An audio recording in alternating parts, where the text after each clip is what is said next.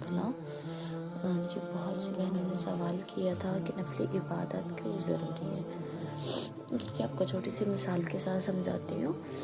آپ پیپر دینے گئی ہیں اور وہاں چوائس پہ کچھ ہوتے ہیں کہ جو آپ کی مرضی ہوتی ہے، آپ نے کرنے ہوتے ہیں یا نہیں کرنے، وہ آپ کی اپنی مرضی ہے، ٹھیک ہے۔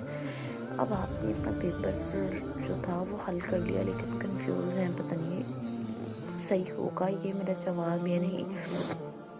سارے سوالات کے متعلق نہیں آپ کنفیوز ہوتے ہیں، کچھ سوال کے جوابات کے متعلق آپ کنفیوز ہوتی ہیں۔ تو جو چوائس پہ ہوتے ہیں آپ ان میں سے بھی ایک یا دو یا تین، جو بھی چوائس پہ جتنے کویشچن ہوتے ہیں 4-5 ہوتے ہیں، ان میں سے آپ 3 کویشچن ایکسٹرا کر آتی ہیں کہ اگر اوپر میں سے کوئی مسٹیک ہوئی چلے نیچے والا ٹھیک ہو جائے گا، اس کی کمی پیشی ادھر پوری ہو جائے گی اور میرے مارکس کٹ نہیں ہوں گے۔ اور جو بہنیں چوائس پہ کوئی بھی کویشچن نہیں کر کے آتی، جو انہوں نے اوپر کیا ہوتا ہے، اگر ان میں سے کوئی غلطی آ جائے تو ان کے پاس کوئی آپشن بعد میں نہیں بچتا کہ ان کو چوائس والے میں سے کوئی مارکس ملے یا کہیں سے بھی ملے، پھر ملیں گے نہیں کیونکہ انہوں نے چوائس والے کویشچن ہی نہیں کیے ہوں گے، پھر وہیں سے ان کے نمبر کٹ ہو جائے۔ یہ ایک بہت سمپل سی بات ہے۔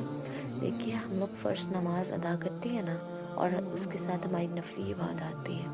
اکثر فرض نمازوں میں ایسا ہوتا ہے کہ ہم سستی سی کر جاتی ہیں، اور جس میں سے ہمیں نماز کا کچھ حصہ 10%، 20 یا 30 یا 50 یا ہاف، پتہ نہیں کتنا ملتا ہے، لیکن اسی طرح ہوتا ہے کہ ہمیں اس کا پھر پرسنٹ کے حساب سے ہی حصہ ملتا ہے، ٹھیک ہے۔ اس کے بعد جب آپ فرضی نماز اگر تو آپ فرضی نماز بہت اچھے سے اہتمام کر کے ہر نماز ہی خضوع کے ساتھ اور بڑے اچھے انداز، احسن انداز سے ادا کرتی ہیں، قائم کرتی ہیں، تو پھر تو آپ کو نہیں ضرورت۔ نفلی عبادت اللہ کا قرب حاصل کرنے کا ذریعہ ہے۔ امید ہے آپ کو سمجھ لگی ہوگی کہ نفلی عبادت کیوں ضروری ہے۔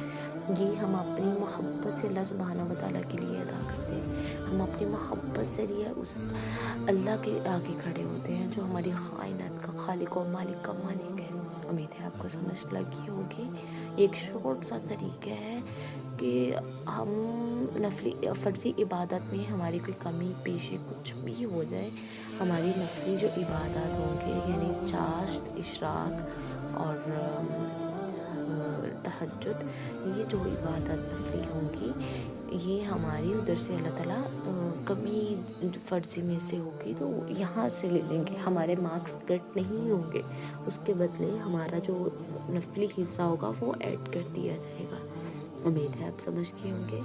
اچھا، نیکسٹ سوال تھا اشراق کا وقت کب ہوتا ہے۔ اشراق کا وقت جیسا کہ فجر آپ نے ادا کر لی ہے اور جو میں نے آپ کو ایپ بتائی آپ نے اس کے مطابق دیکھ لیا کہ فجر کا ٹائم 7 بجے ختم ہو گیا ہے۔ آج کل تو موسٹلی 7 بجے ہی ختم ہو رہا ہے، 7 بجے ختم ہو گیا، اور اس کے بعد 7 بجے جب ختم ہو گیا آپ نے 20 منٹ چاہے نماز پہ ہی بیٹھنا ہے اور اپنی تسبیحات، اذکار، یہ نہیں ہے کہ آپ اٹھ گئے تو اشراق ختم ہو گئی، نہیں ایسا نہیں ہو۔ حدیث مبارکہ ہے، ٹھیک ہے، جب 20 منٹ گزر جائے حدیث مبارکہ سے ملتا ہے کہ اپنی تسبیحات، اللہ کے ذکر و اذکار میں مشغول رہو، اس کے بعد اٹھو، پھر اپنی ہمت، اپنی استطاعت کے مطابق 2، 4، 6، 8 جتنی آپ کی ہمت اتنے نفل ادا کرنا۔ کچھ میں کہتے ہیں کہ ہم کیسے کریں گے، کتنے کریں گے، نیت کیسے کریں گے۔ نفلی عبادت کی نیت الگ سے ہوتی ہے، دل کی نیت ہوتی ہے، زبان سے کوئی نیت کہیں سے بھی ثابت نہیں ہے، ٹھیک ہے۔ آپ کوئی بھی حدیث مبارکہ ایسے ڈھونڈ کے لے آئیں۔ دیکھیے ہم اپنے آباء و اجداد یعنی اپنے بڑوں کے دین پہ چلتے ہیں۔ ہم کیا کہتے ہیں، ہمارے بڑے یہ کرتے تھے، ہم ایسے کرتے ہیں، ہمارے بڑوں نے ہمیں نماز سکھائی۔ نماز وہی ہے جو 1450 سال پہلے ہمارے نبی کریم صلی اللہ علیہ وسلم نے سکھا گئے، ٹھیک ہے۔ ہم نے صحیح بخاری کی حدیث ہے 7246، جس طرح تم مجھے نماز پڑھتے ہوئے دیکھتے ہو ایسے ہی نماز پڑھو۔ آپ جا کے صحیح بخاری پہ چیک بھی کر سکتی ہیں۔ حدیث ریفرنس جب آپ کو دے رہی ہوں، ہر چیز کلیئر کر رہی ہوں، تو پھر میری بہنوں آپ اس عمل کیا کریں، چلا کریں نبی کریم صلی اللہ علیہ وسلم کے دین۔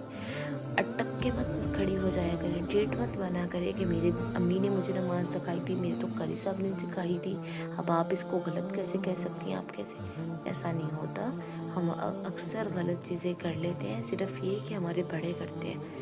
ہم نبی کریم صلی اللہ علیہ وسلم کی تعلیمات کو چیک ہی نہیں کرتے، ہم ان کو ڈھونڈتے نہیں، ہم ان پہ تحقیق ہی نہیں کرتے۔ آج ہمارے پاس ہر دنیا کا کام کرنے کے لیے ہے، لیکن ہمارے پاس دین پہ تحقیق کرنے کا کام نہیں۔ ہم علماء کرام پہ چلتے ہیں، ٹھیک ہے، ان سے دین کا بہت پتہ چلتا ہے، لیکن کوشش کیا کرے صرف اور صرف آپ اور نبی کریم صلی اللہ علیہ وسلم کی تعلیمات ہوں۔ امید ہے آپ کو اشراق کا وقت پتہ چل گیا ہوگا۔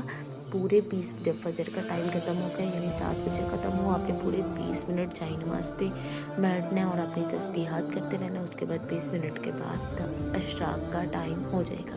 تہجد کا آپ سب جانتی ہیں، عشاء کی نماز کے بعد شروع ہو جاتا ہے، لازمی نہیں ہے 12 بجے کے بعد شروع ہوتا ہے، کوئی کہتے ہیں 3 بجے کے بعد، کوئی کہتے ہیں تو نہیں، ایسا ہرگز نہیں ہے۔